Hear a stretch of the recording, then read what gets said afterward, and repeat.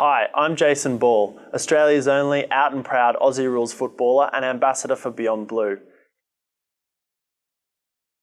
In 2013, Melbourne's Bent TV produced Queer Young Thing, a project designed to give LGBT youth a voice, and it turns out that queer youth have plenty to say.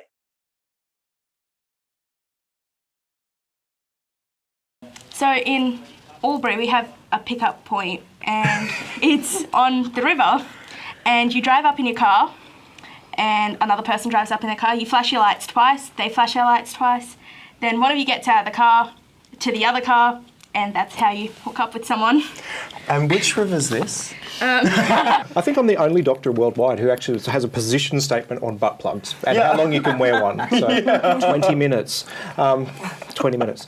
Well, I kind of did mine in stages. By the end of year 7, like way back at the end of year 7, I gradually started telling kids in the schoolyard when they came up and asked. And I was just like, instead of saying, no, I'm not gay, I was like, yeah, I am gay. And then probably the start of year 8, my parents were like, look, Jono, I'm just going to ask you, are you gay? And I was like, yeah, I am gay, Mum. And she was like, oh, okay. I'm like, can you please not ask any questions? Because it's kind of awkward for me to talk about this. And she was like, yeah, okay. So why do you think you're gay? I asked no questions. Oh, okay. Have you had a boyfriend? Me, no, not yet, Mum. No. Was it just like, do you think you got like, I guess, a little bit shy just from the attention on it? Just talking about it being so, I wasn't sure how they were going to react or how they were reacting. I was just like, oh, I just want to steer clear of that until I officially know that you're okay with this and there's nothing icky going on, because I wasn't sure how it was going to go with the rest of my family, not so much my mum, but like with my younger brother and sister and my dad. And when you did fully come out, were they accepting or? Well, I told my parents before my brother and sister knew, but my dad wasn't quite sure how I could be gay. But Mum was pretty cool. They said they'd pretty much known ever since I was little. You know, I wanted Barbie dolls instead of, you know, Matchbox cars and things like that. And like I got a Barbie doll for my 12th birthday, so I was like, oh, okay.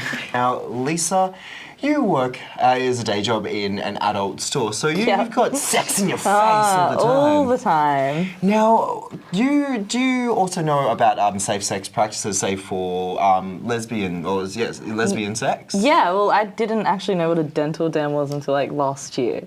Yeah. But yeah, I do. And a dental dam, that is, I guess, akin to, say, the female condom. Yeah, absolutely. Heterosexual couples use it as well. It's mainly used for oral sex, so they're very, we don't really sell very many of them at work. Yeah, I can't imagine like people going, oh my God, I need a dental dam now. Yeah. What exactly, okay, I've never used one, I'm not going to lie. It's pretty much a sheet of latex that's just placed over the vagina. Okay, so, and then that's like actually it's like just a barrier. Oh, yeah, exactly, yeah. And I guess one thing, condoms, they come in different flavours. Are they like dental dam, licorice flavour? There are, yeah. We sell blueberry and raspberry at my shop, so yeah. And why do you think, I guess, people aren't using, I guess, dental dams? Because you still can catch an infection from oral sex. I guess it's the inconvenience. It's the same as why people don't use condoms. Mm-hmm. You know, it's an inconvenience of having to be like, oh, hang on a second, I'll be back. They're also harder to find. Like, I got told to use a dental dam, but I don't know. Well, I just found out you can get them from sex shops, but I don't really. And you can buy a packet of condoms for $8. One dental dam is $8. Oh, wow. Like, so it's crazy. And for that, like, $8 for, like, one dental dam, I'm going to say they're not reusable. Definitely not. So you can't just like flip it around. Probably not a good idea. I suppose in this segment, we are talking about sex, and in, I guess, our current landscape, there's not a lot of sex ed for, say, same-sex attracted. Yeah. How would one, like, I guess, use a dental dam? Like, do they just chuck it on there, or is it a bit of delicate? Basically, it's just like a barrier, so it's just over the top. Just like that. Just like that. Dinner served. Now, can you share with us any examples of things that have been said to you that have been otherwise off the cuff, but still nonetheless hurtful? I wouldn't say any direct experiences of discrimination, but I think sort of being not a part of the group is discrimination. Like being excluded from, I guess, the social environment is the biggest experience of exclusion. On placements, definitely just people being really quite weird around me. Those kind of experiences that just kind of are off. Like you can tell when people are friendly and you get to a level where you're interacting in an authentic way, and it's just never gets quite there. Well, I've quite a unique story. I actually have a parent who's also transgendered. My father transitioned to living as a female when I was 16 years of age, and it was great to have someone there to be able to come out to and feel comfortable and sort of leading in the right direction with support groups and that sort of thing. And I mean, it took another 10 years after she came out for me to come out, but it was amazing to have that support and have that ongoing support now. Sean, can you tell me a little bit about what it is to be genderqueer? Well, for me, genderqueer is basically my gender just kind of moves around. It's a little bit annoying because I can't put out my clothes the night before because I'm like, I wake up in the morning and figure out where I am kind of gender-wise. Right. So it's not being listed as one binary gender. Would that be an accurate description of being Yeah, genderqueer? we're kind of in the middle, moving around. And what about gender fluid as well? Mila, would you be able to explain gender fluidity? If I can even say it. Yeah, I just think gender fluidity is sort of where you come into like either or you sort of, or you even blend masculine and feminine ideals together or representations together. I guess another term sometimes is perhaps androgyny or pandrogyny or things like that. So that's a whole other aspect as well. But yeah. Yesterday I was shoe shopping, and I walked into a store and I got these like really high boots, and I was looking in the mirror and I just made like an off the cuff comment about being genderqueer and having like these really feminine boots with leg hair. And the store person was like, genderqueer, like I've never heard of that. I've heard of trans, and then we just started this big discussion, and I love informing people. I think every gay male at one stage has tried Grindr before. I think there's more and more apps coming out all the time. I definitely find with Grindr, it has a positive and negative effect when it comes to using it. I think some people can be very genuine or truthful or honest, so therefore you get to meet some really awesome people and friends and whatever you want to get from that. And I think other times people can either actually lie about their age or different things. So I think it has like that positive and negative aspect of it. So absolutely. Depending on how truthful you're going to be when you're using it. Oh, when you think you're talking to somebody, and then when you catch up with them, you're like, wow, you better have a great personality. That's yeah, exactly. I think also like some of my friends who are they're actually Chinese or Asian, I know that a lot of them get quite bullied from the app. So as soon as they find out their race, they actually get blocked or deleted straight away. So that's a little bit sad that they don't get to know their personality. That's actually really quite awful, because we exist in a community where we have discrimination and persecution ladled against us. And then I guess for the gay male community, for us to be able to turn around or have people turn around and say, no Asians, no Indians, no fatties or femmes. I mean, that's disgusting. That's pretty, I guess it's hypocrisy at its finest. How do you identify as somewhere in our LGBTI rainbow, bro?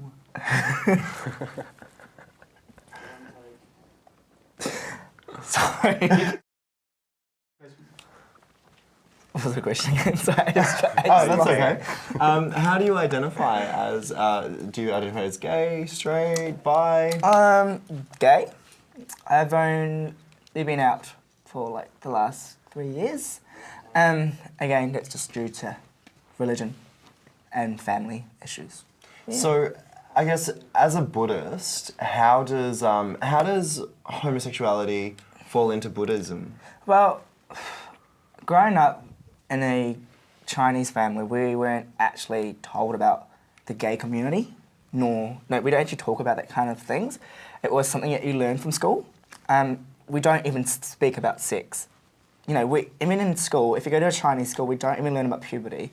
You just learn it as you grow old. Being a baby gay, so someone who's just newly come out as homosexual, I've had this idea all my life that I've wanted to have like a wedding, you know, and marry a man and have, you know, a family and children. And coming to realise that, you know, I'm gay, it feels like, I know that that's, you know, still a possibility and I can still have that, but it feels like, you know, it's not what I've come to expect that I've wanted, and that's something that I'm still actually struggling with, just, you know, dealing with not being able to have exactly what I have wanted. I can do it like a brother, do it like a dude. Hello, like you, we can do it like a brother. And work it. Can't wait, I'm starting to workshop in like 2.5 weeks. Gonna learn how to twerk it. Cool. Twerk it. Yeah. Now, Cassie, where do you fall into our LGBTI rainbow? I guess I'm lesbian. Guess you're lesbian? Yeah. I guess lesbian. Well, I just, I don't know about, I don't really like that word, because, you know, guys get gay and we get an extra special word. Like, why? Why does that happen?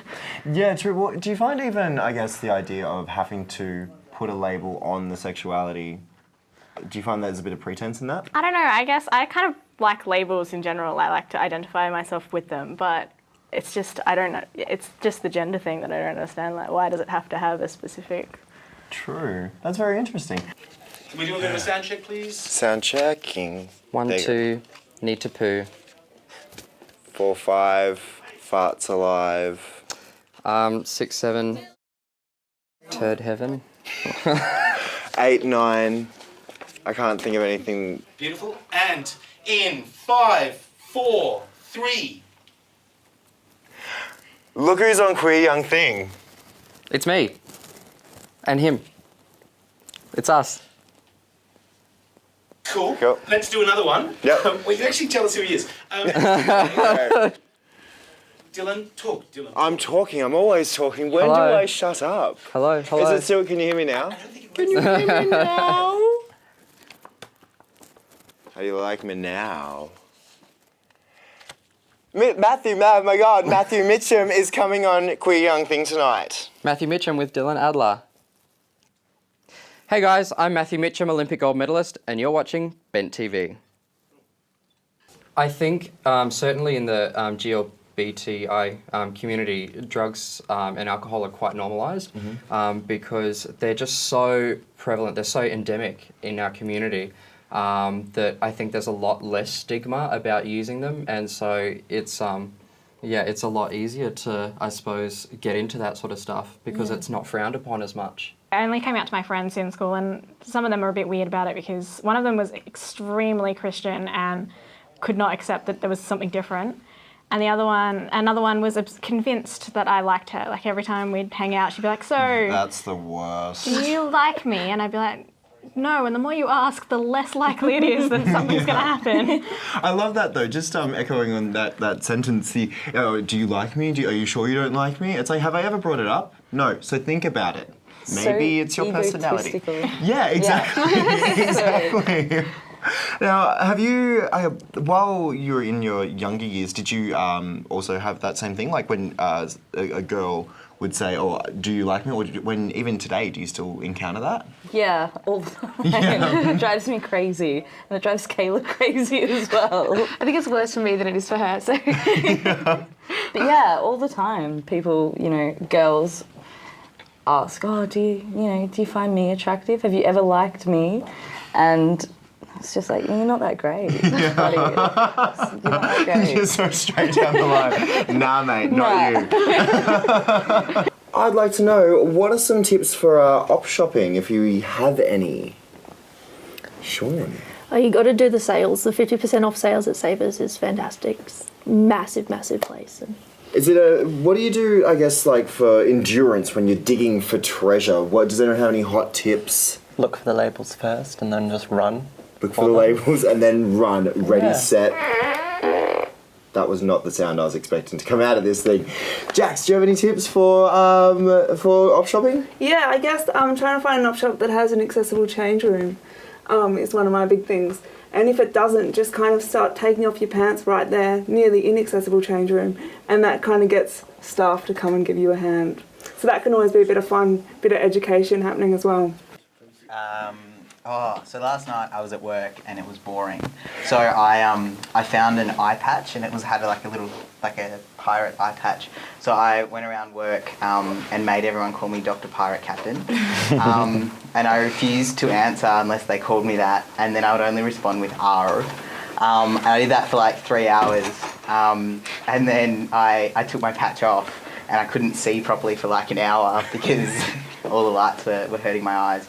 And since I work in a psych ward, the nursing staff threatened to commit me.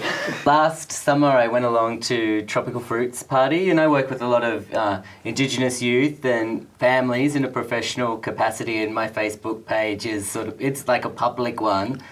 And I did this, it was for a sexual health promotion, which is which is really important, which is really fantastic. But it was in context. It was at sort of a radical queer party, and I was like woohoo! And so they had this big sort of billboard that was like Tom of Finland with a giant penis, and there was me sort of next grabbing onto the giant penis, and then it went up on my Facebook page, and I was like, oh my god, delete. Seeing as you've got those awesome skates on, Ash, why don't you go first? To maintain my physical health, I love to keep active. So I participate in roller derby, and I make sure I do that for quite a few hours a week. How many hours do you put into it? Probably about 5 to 6 hours a week. Okay, cool. Two training sessions. I skate with the West Side Derby Dolls, and they've been so great to me. Roller derby is just such an inclusive environment. So for someone who's transgender like me, who I struggled to enter into a team sport, I tried to enter into a women's AFL here in Melbourne, and I wasn't able to find a club, and I would have had to play with men, which for me was a little bit confronting. So playing and roller also derby was looking great. at the size of you, I doubt you'd really want to go crash tackling into someone, say like Dane Yeah, I've got no problem with physical sports and contact sports. It's just that's just a little bit too far. Yeah.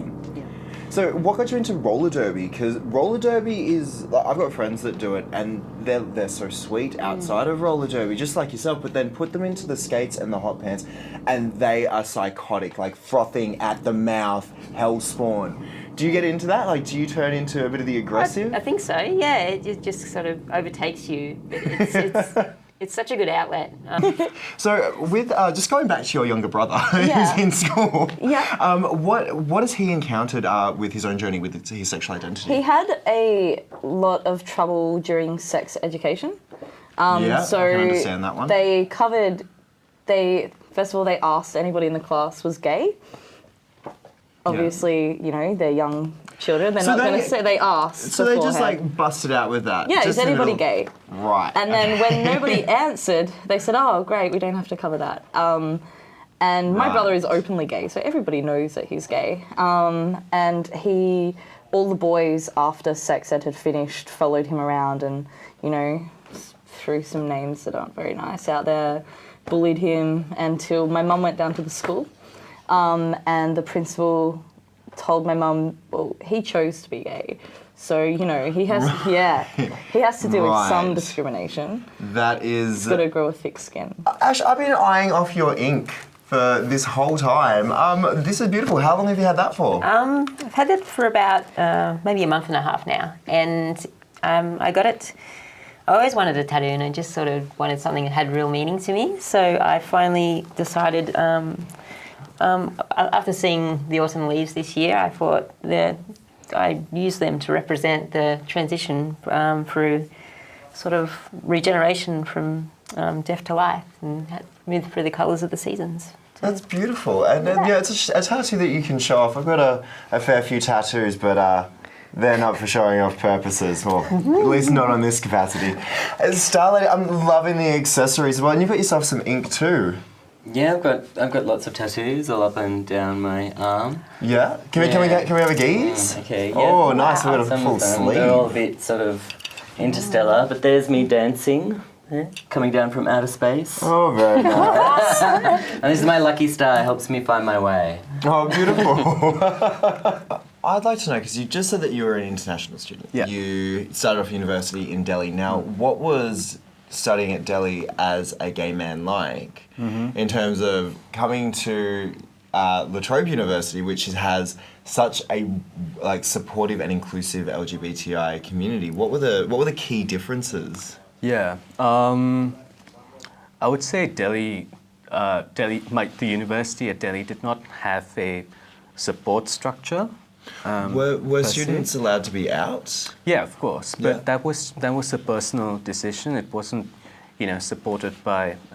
There weren't counsellors on campus, helping you out and stuff like that. And did you come out while you were at university in Delhi? Yeah, I did. Yeah, and it was cool. I had great friends, and it's a very complex. It's a very complex issue in a place like Delhi. Things are changing dramatically. I watched a documentary on virginity last night, and I found out you can buy fake hymens. I saw your post on Twitter, and I was just like, "What? Why would you want a fake hymen?" A, they're disgusting, and B, you can get infections from them. Why would you sell them to people? That's just horrible. That's gross. And I'm just from my lady friends. Yeah. I'm pretty sure that would be the last thing they'd want to get back. Yeah. It doesn't really go anyway. Like if you had a hymen, but we need it from different ages. had it tear the first time, and you stop having sex for a while, it's probably going to so the vision go back to where it was because it stretches. It doesn't go completely. So it grows back. Break. Yeah, it doesn't. Yeah. Wow. Ow. If you're doing it right, it shouldn't hurt anyway. Okay. Do you know any differences between, city queers and them country queers? I think people just seem to associate us with Mardi Gras more and think that if you're queer in the country, you wear bright colours, you're punk, you're rebel. Yeah, because lesbian, we're not you've got to have punks. short hair. Rainbow. Yeah, just rainbow. We just have to wear rainbow constantly. Yeah. It's like over-the-top stereotypes, do you think? Is that something that you would agree with? Yeah, for sure.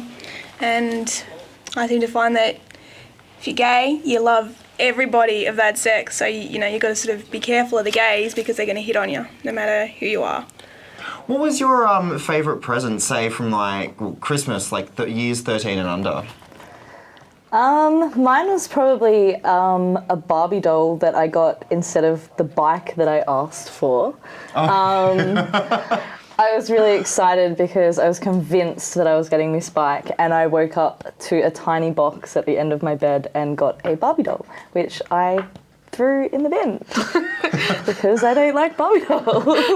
Money well spent. What about yourself, Cass? Do you have any cool or exciting presents? From when I was about 3 until I was about 6, all I wanted for Christmas every year was a Lion King kite and a chainsaw, and I never got them until I was the last birthday, and I finally got my chainsaw and Lion King kite. I was so excited. So what exactly was it about the chainsaw? I'm just trying to put the two together. I think my friend might have had a toy chainsaw, and I thought it was the coolest thing ever, and I wanted it. What better compliment than with a kite? And Kayla, how about yourself? I can't think of a really good present that I got, but I do remember the year that my brother got a personalised motorbike with his name and his birthday on it and everything, and I got a hairdryer. I was so jealous. That's gotta hurt. For me, I always wanted a spider monkey, and I used to ask Santa for a spider monkey, and until the Christmas tree would go down, I was like, it's coming. It's coming. And then Mum just had to bust out with it, you're not getting one. It's not real. I was like, ow, that hurts me. What are some misconceptions that you find that people have about anxiety, or people who are going through episodes of anxiety? I think that people don't really understand how common and okay it is to have. I think that particularly with, younger people, they don't feel comfortable talking about having anxiety and will try to hide it and deal with it on their own. And that can just make things a lot worse. Yeah. I think being able to open up and talk about your anxiety is the best thing you can do to fix it. Zoom right in. I can hear you, Andy.